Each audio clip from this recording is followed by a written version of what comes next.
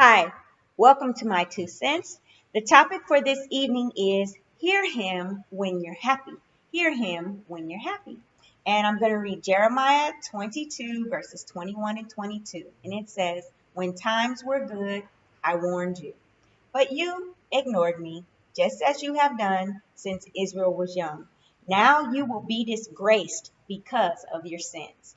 And again, hear him when you're happy. Why is it that we don't seek God until we're broke, busted, and disgusted?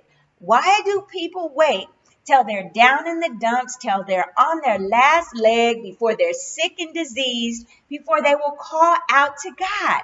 It's good if we call on him at that time, but it's better if we call on him when we're happy. It's better if we call on him when things are going good. That way, things can keep going good. They don't have to go bad.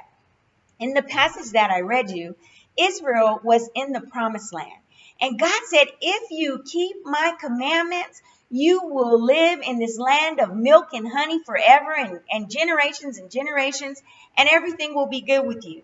But they didn't keep his commandments. They didn't keep Sabbath. They didn't give the land the Sabbath rest. They took advantage of each other. They cheated one another in business. They oppressed each other. They oppressed the poor. They didn't respect their parents and leadership. So they were doing all these things, and then they were idol worshipers to top it all off.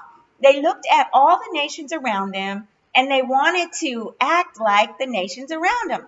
And God was saying, hey, hold up. I told you you need to follow my commandments if you're going to live in this great place that I gave to you. And because God didn't immediately snatch everything away from them, then they thought it was okay. Because judgment against an evil work is not executed speedily, men's hearts are set to do evil. What does that mean? That means because, like I said, God didn't judge you immediately. You just kept doing the same thing that you were always doing. When really he was just giving you some mercy and he was giving you some grace to give you time to get that stuff together. So whatever you're doing that you shouldn't be doing, that you know you don't have no business doing, stop it right now.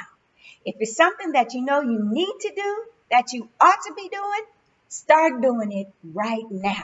So you can do it right now while you're still happy. So you can keep being happy. Hear God while you're happy.